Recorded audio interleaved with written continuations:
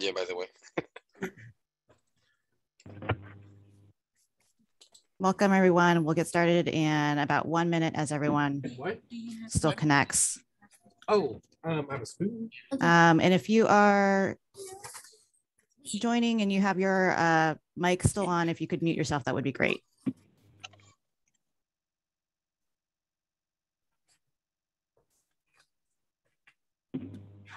All right. Well, we'll go ahead and get started.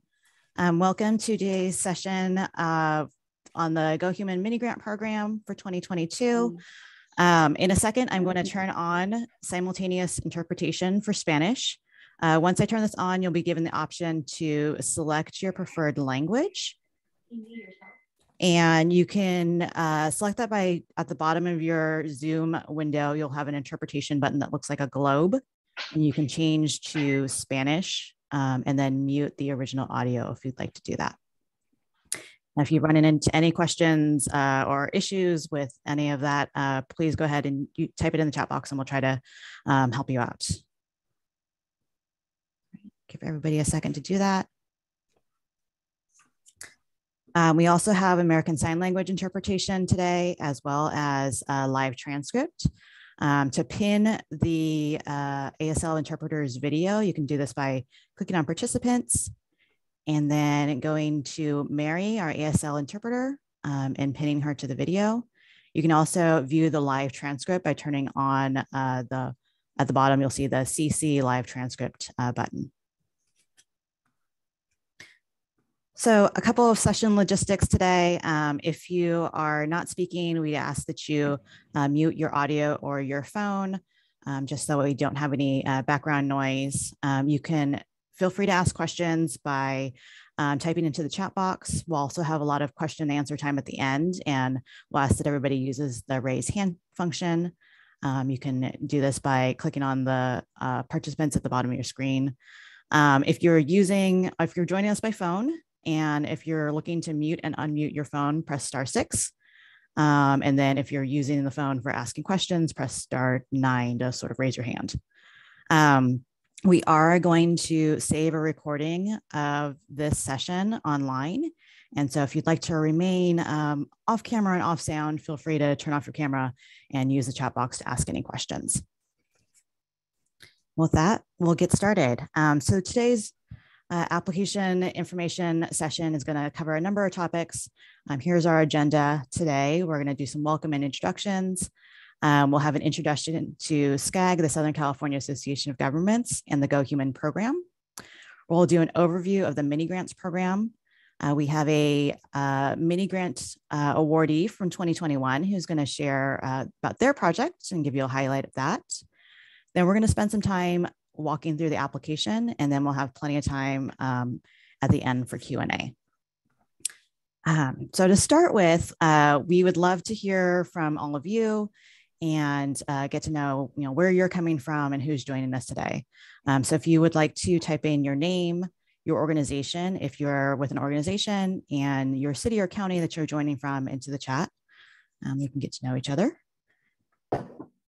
And to introduce myself, I'm Michelle Lieberman. I'm the Consulting and Program Support Director at the Safe Routes Partnership.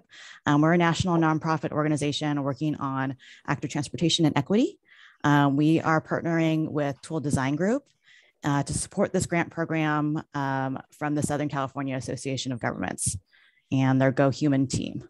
So we have members from all three of our organizations on today, a lot of different partners, and just know that we're here to answer any questions and provide you with support through the application process and to the awardees as well. So I'm going to hand it over to Andres to introduce Southern California Association of Governments and the Go Human project program. Great. Thank you, Michelle. So the Go Human mini grants program is a program of SCAG, the Southern California Association of Governments. And SCAG is the regional planning agency for Southern California, which comprises 6 counties: Ventura, Los Angeles, San Bernardino, Orange, Riverside, and Imperial, 191 cities, and 18.9 million people. Next slide, please.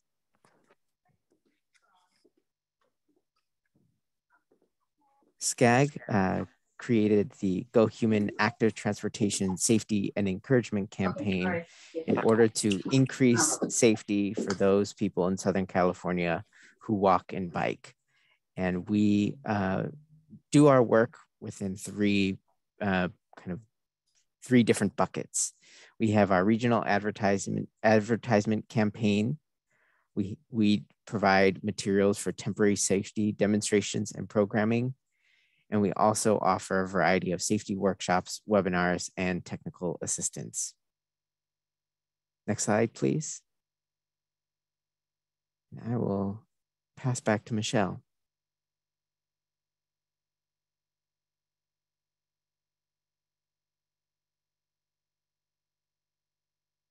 There we go. Oh.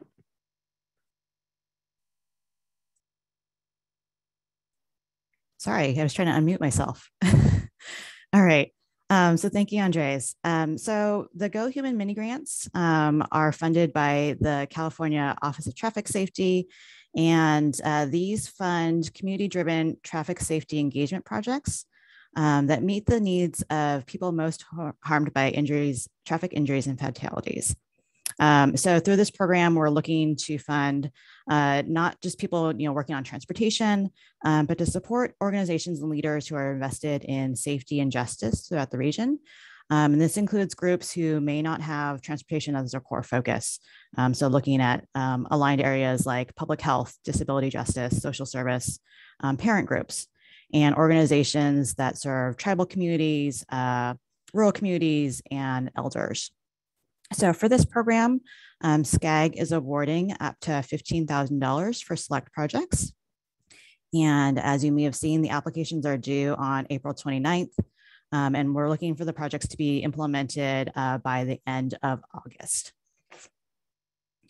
So the goal of the program is to build street level community resiliency and increase the safety of people most harmed by traffic injuries and fatalities, including without limitation, Black, Indigenous, and people of color, people with disabilities, and frontline workers, particularly those who are walking and biking. The program has these funding priorities to invest in organizations focused on or led by members of disadvantaged or underinvested communities. Like I said earlier, we're looking to expand beyond just those who might be working in transportation to organizations that might be focused on other areas that are also aligned. And also building in leadership and capacity building strategies. We really encourage applicants to propose creative strategic projects that center justice and respond to not only the program goals, but also your current needs in your community. So in terms of eligibility, nonprofits, community-based organizations, and social enterprises are eligible for this funding. If you're from a government agency, such as a city or a school district, those organizations are not directly eligible, but we encourage you to partner with one of these other organizations to receive the funding. Funding is going to occur within the SCAG region, so Imperial, Los Angeles, Orange, Riverside, San Bernardino, and Ventura counties. And the team will be looking to prioritize equity in the funding distribution, and particularly within communities that have been historically disinvested or in disadvantaged communities. This year, SCAG is going to award up to $15,000 per project, and awards are made on a reimbursement basis. And you may be wondering about previous years. So last year, SCAG awarded 31 mini grants at up to $10,000 each. So in terms of the timeline, applications are due by the end of the day, 11:59 p.m. on April 29th. Once the scoring process is done, SCAG will be issuing notices of conditional awards by May 16th. Then we'll have a few-week period of scope refinement, and then looking to have all of the projects implemented during this 12-week period from June 13th to August 31st. And August 31st is the final deadline for implementation. We have some reporting requirements that are pretty simple for the project. In the mid-project phase in about July, we'll ask that there be more of a formal email or phone call to have a mid-project update. And then a final report will be due after your implementation is complete by September 9th, and we'll be providing the format for that final report. And that's when we'll be really looking for project outcomes and documentation, such as videos or photos or other materials. So what are we looking for in applicants? We have this criteria breakdown here, and SCAG is really looking for the projects to talk about impact, reach and engagement, feasibility, and cost effectiveness. And the selection criteria is based on these percentages in the categories here. The Go Human staff is also going to consider geographic representation in the selection process. So I'm going to pause there and wanted to share some examples for you of past mini grants. And we're going to start with a presentation by a 2021 mini grant awardee, Marianne Rooney from Nyland Promise. Hi, thanks so much. It's an honor and pleasure to be here today with you and tell you a little bit about our program and our nonprofit. We are Nyland Promise. It's in the unincorporated part of Ventura County near Oxnard, California. And we are led by our residents. We're a disadvantaged community. And we really wanted to focus on our youth and getting them engaged more in the community and to become a better civic citizens. Next slide. So we developed a program that had a few concentrated focus on it. And our community doesn't have a whole lot of sidewalks, and we don't have really streets that are what normal cities would look like, you know, as far as curbs and lines and things like that. So it's really a rural community here. And as you can see in the picture, this is one of our food distributions, and we operate in the street a lot near the water company here. And the people line up on the short sidewalk there, but also they will cross in a very busy area. So we identified this as one of the areas to focus on to let people know about safety awareness, not only walking, but also cars coming by, things like that. What we did is we developed a bilingual education program, and we collaborated with the Boys and Girls Club here in our community and presented a program to the children up there to encourage them to have proper hand signals, to watch when they're crossing the streets, and to keep them safe in our community. We also leveraged any type that event that we were coordinating with our folks, and we shared the information on maintaining safety in the community, and just really try to put a lot of signs and banners and put it out on our Facebook, Instagram, things like that, just to really bring awareness to the community. Next slide, please. So here's an example of some of our signs and banners that we had out through the community. We did them bilingually in Spanish because probably about 93% of our community is of Latino descent. And so we wanted everybody to get the message. We also were able to design and pick a logo that really reflected our community. So the folks with the Go Human grant worked with us so we could pick the family, the Hispanic family that was walking, and really focus on it because we felt that that identified with our community as well. So we placed these signs and banners all over the community. Our residents said, "Hey, I want another sign. You know, can I have one?" And they were very excited about putting them up in their home, so they would have people slow down. Okay, next slide. So a couple of words of advice. Ask questions. If you're unclear, reach out to the folks. They're there to help you, and they'll answer questions. Bring suggestions as you are developing your grant. We look to engage our youth, so we bounced ideas off of our youth to see how it would work well for them. And so they had a different opinion than some of us did, and so it helped us develop a stronger program for our community. And we really wanted to engage our community in everything that we were doing.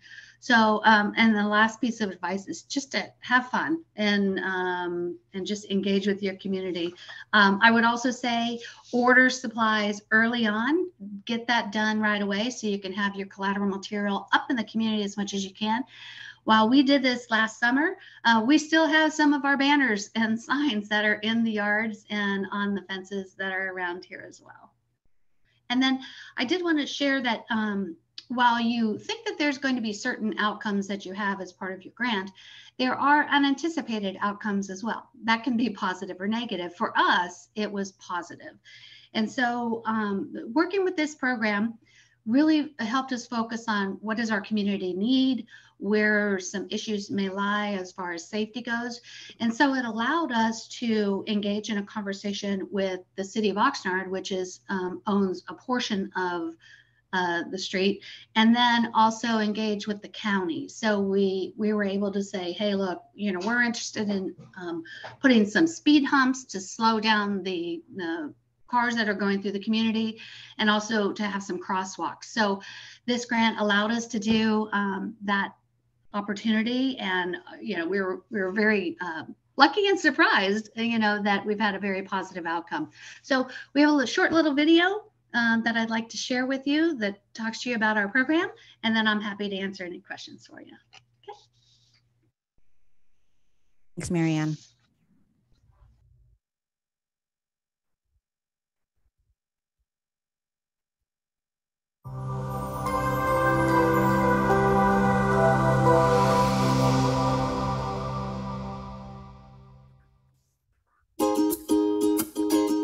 Hi, I'm Mike Barber. And I'm Marianne Rooney, and we're co-founders of Nyland Promise. We want to thank the Southern California Association of Governments for awarding this Go Human mini grant to the Nyland Promise, helping to make our community safer. This grant program was targeted for pedestrian safety, and we have prepared a bilingual educational program. Enjoy this video and be safe in our community. It's easy to be safe as long as you follow some basic rules. Whenever you get to a curb, always stop and check to see if there's no cars coming. And drivers, always watch for people walking. Don't walk until traffic stops. Once you're ready to cross, look left, right, and left again before crossing the street. When walking on streets with no sidewalks, stay on the left side of the road. Walk on the left so that you face traffic and can see oncoming cars and drivers.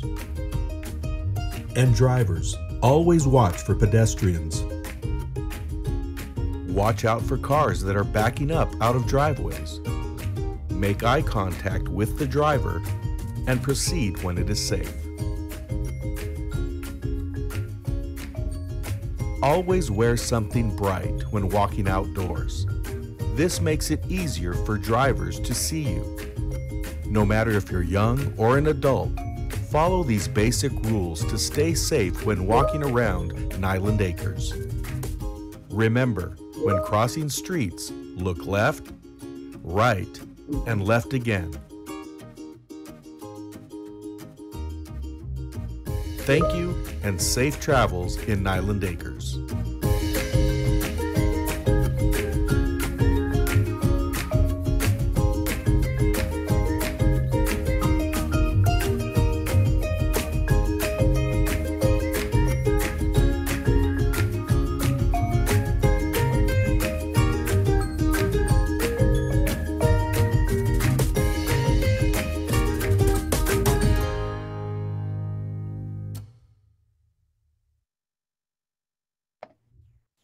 There you have it. Happy to answer any questions if you have any.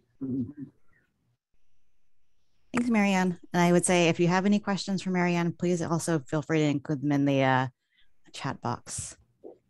Okay. All right. So I also wanted to share some other of the past mini grant awardee projects to give you some other ideas.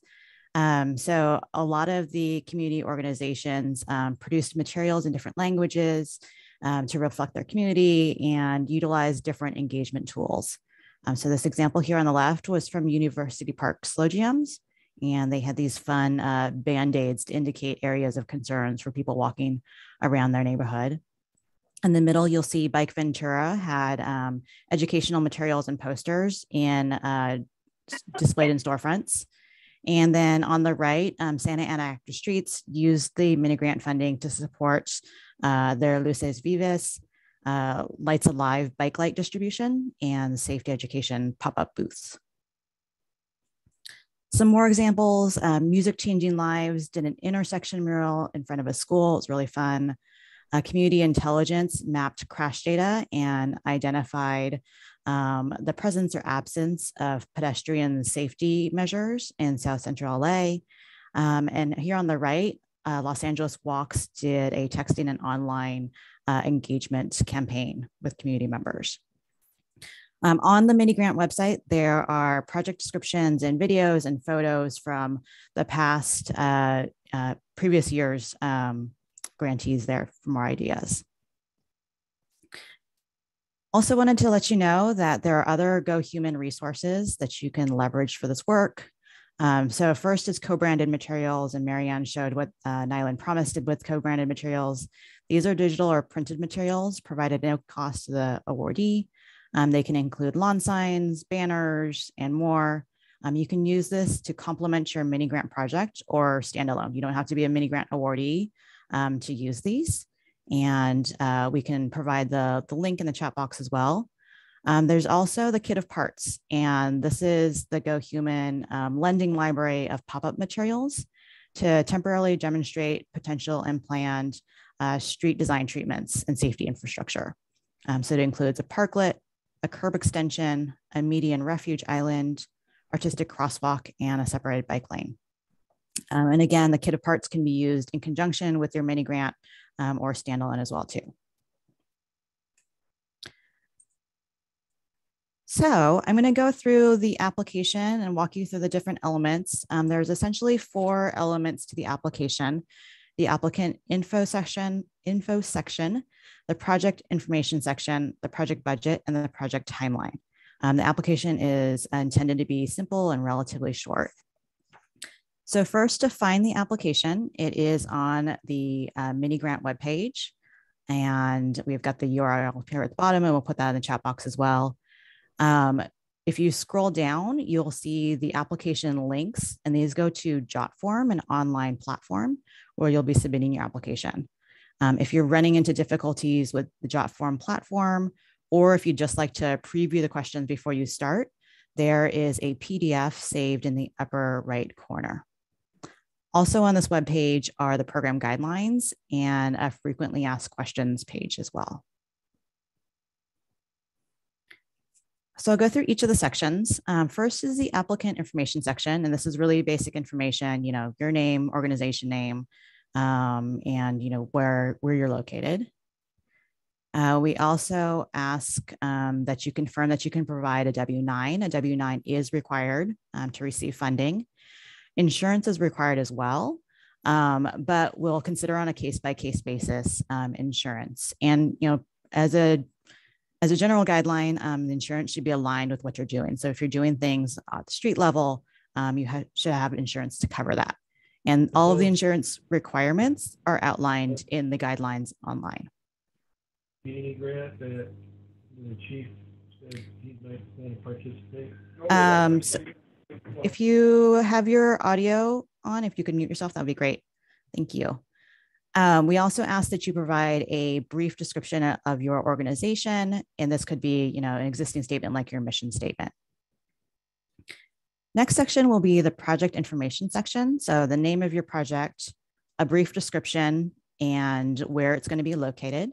If you are doing something virtual, please note that in the description. And if you're doing in-person events, please note that in the description as well. The next section under project information is where you'll tell us how your project meets the different criteria that SCAG is using to select the funding awards. So we're looking for information on reach, impact, feasibility, and cost effectiveness. And so we have a section of questions on each. So for the reach, we're asking about the population that your project is going to serve. So who, how many people you're anticipating reaching, and the steps that you're going to take to reach these audiences.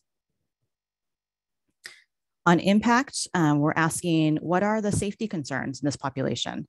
And how is your project going to address these safety concerns?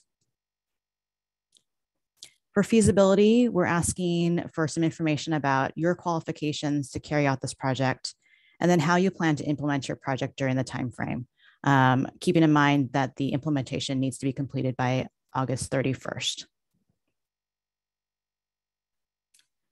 Next is the project budget, and this feeds into the cost effectiveness portion of the criteria. If you have applied or received a mini grant in the past, this year is a little bit different. You'll be using the project budget template that's provided by SCAG, and this can be found on the same webpage. It's an Excel file down towards the bottom. And this budget spreadsheet is set up to help you plan not only the dollar amounts, but the amount of time you need to complete a project. So there is a README tab for instructions to follow. I'll go over portions of it briefly.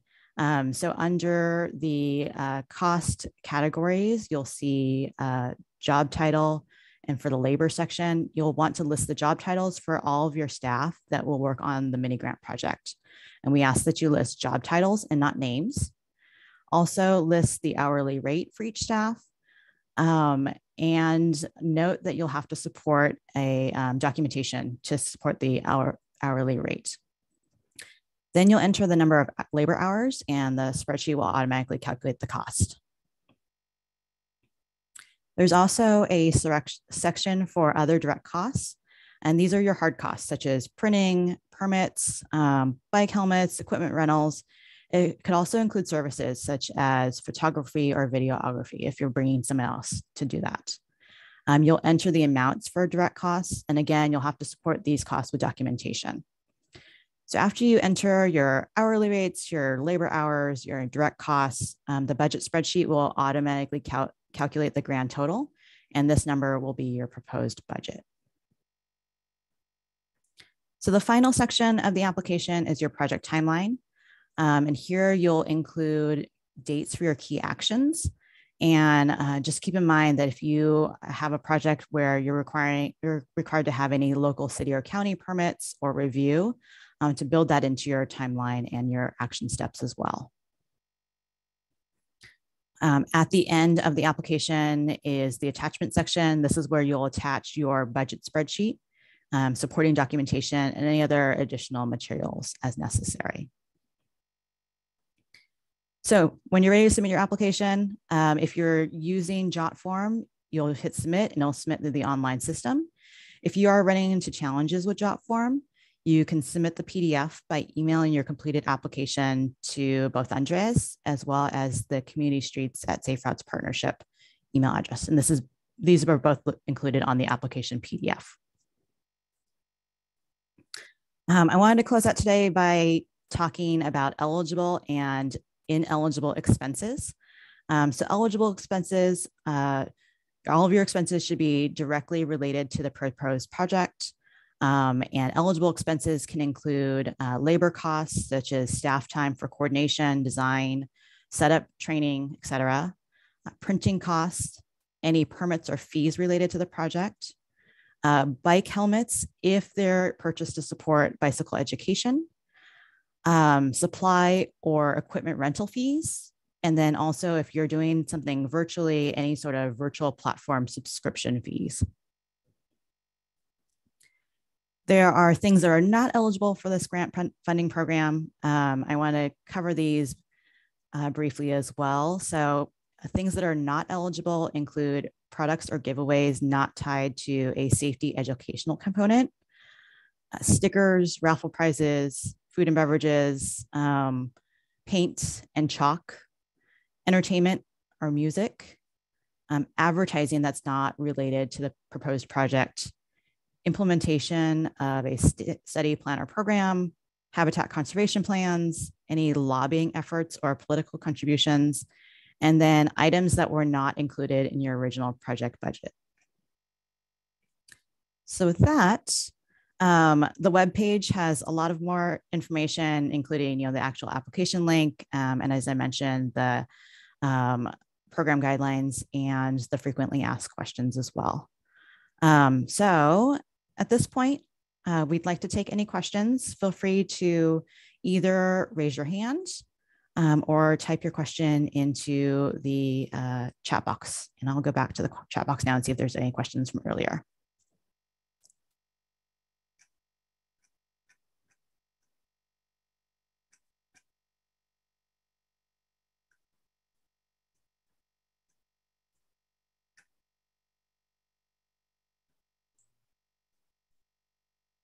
Okay, one question about eligible equipment.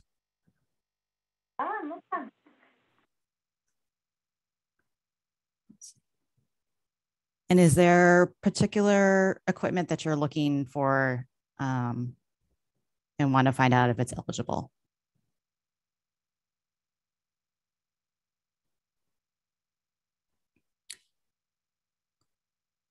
I see the other question from Jose about permanent installations such as a blinking stop sign light. And I'm going to say that is not eligible, and I will ask Andres if you want to clarify or correct me. The permanent installations are not eligible. However, if you're looking to place some equipment to test out, there are some types of equipment that are available that are eligible. So it's helpful to talk about specifics. So if there's specifics you have in mind, I can confirm eligibility about equipment rental, but any permanent installations are not eligible.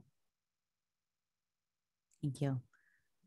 See a question, can this be for a project that has also already received partial funding? And I believe that, yes, it can be. And we've seen a number of organizations use this funding in conjunction with other funding or another project that they have going on to leverage other resources.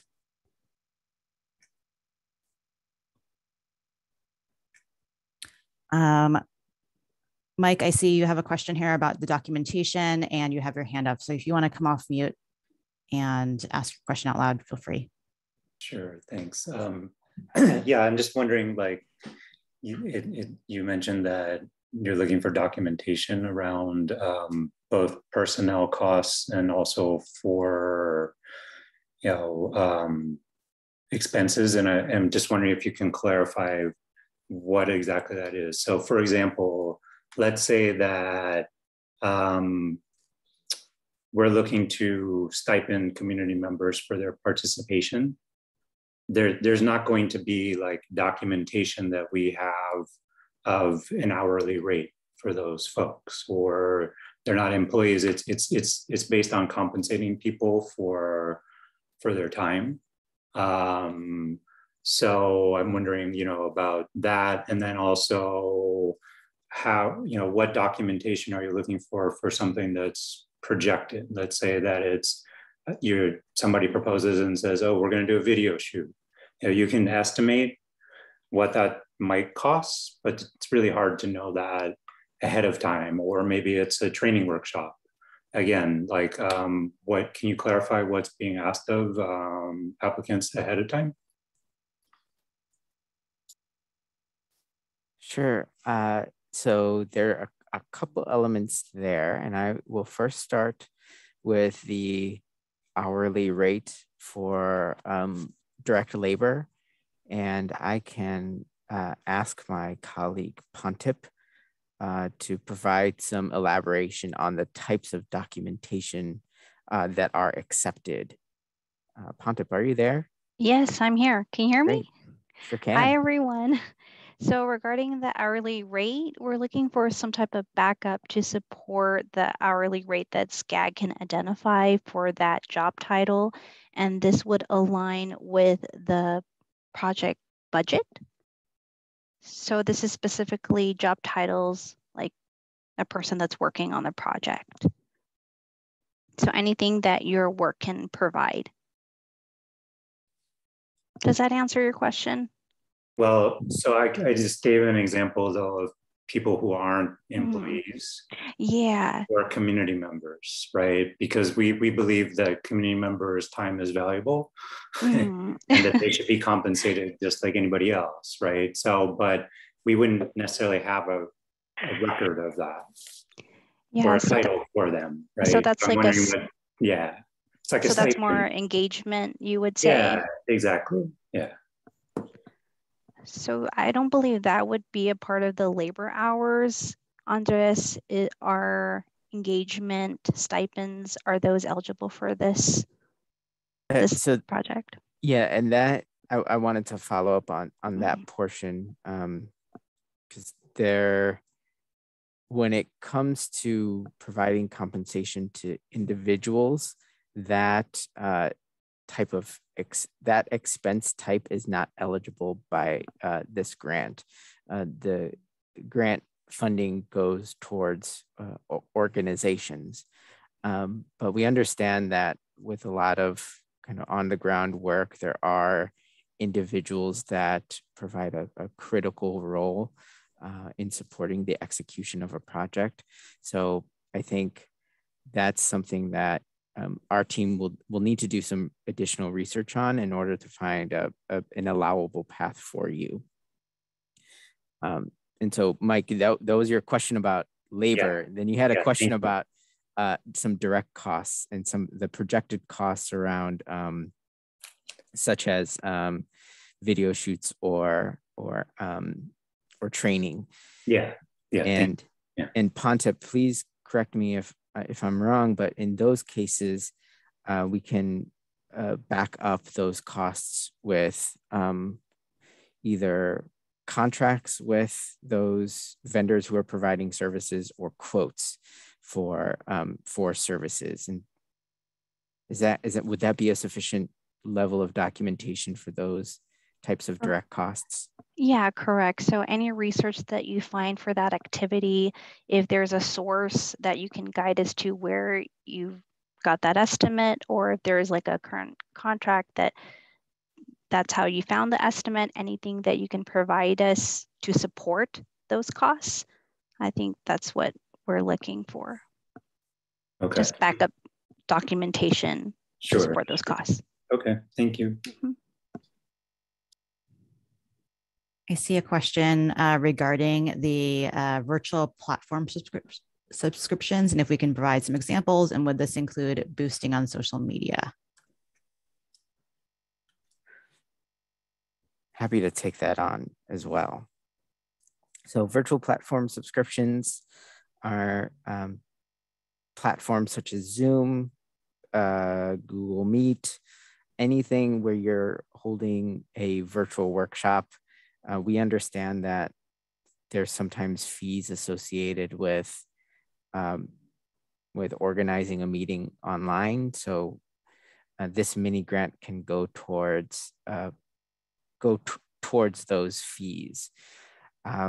Boosting posts on social media, we consider that a different type of cost. We consider that as an advertisement cost. And as long as that advertisement is directly applicable to your project, so either promoting your project or promoting safety messaging that is connected to your project, that is an eligible expense. Thanks, Andres. I see another question. Since paint is not an eligible expense, does that mean a street mural is an ineligible project?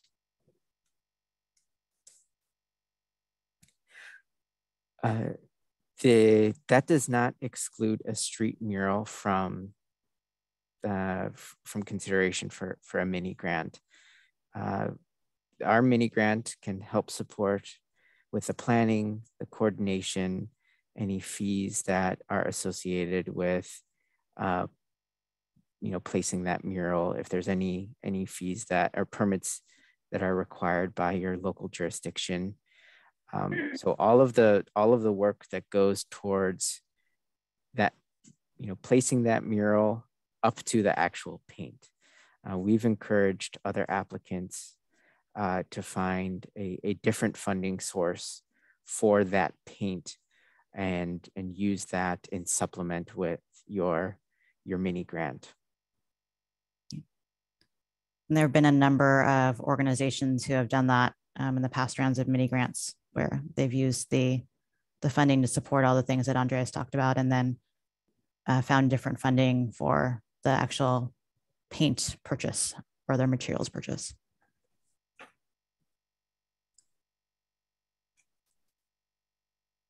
Let's see, I think I got all of the questions that were in the chat box. If you have additional questions, feel free to raise your hand or add them to the chat box now.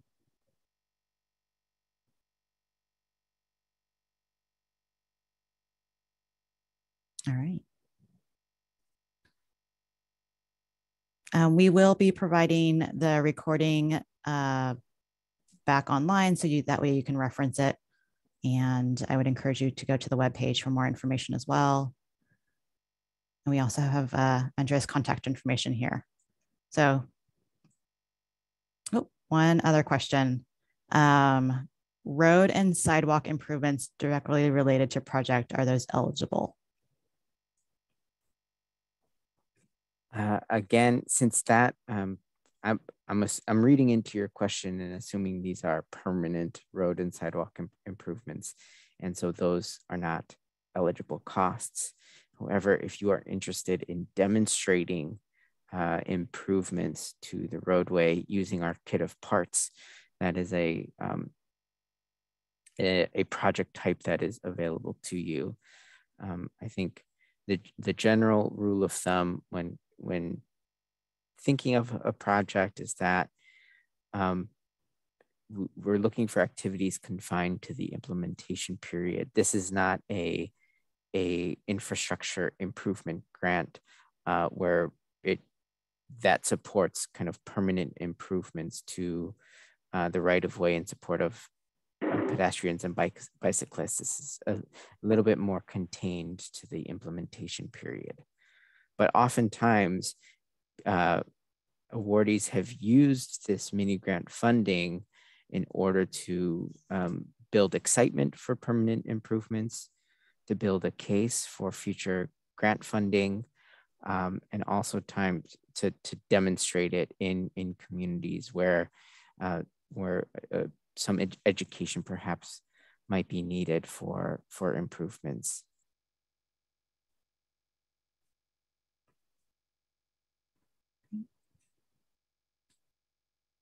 Thank you. So if there's no additional questions, thank you for joining us today. Thank you for your interest in the program, and we hope that you'll submit an application.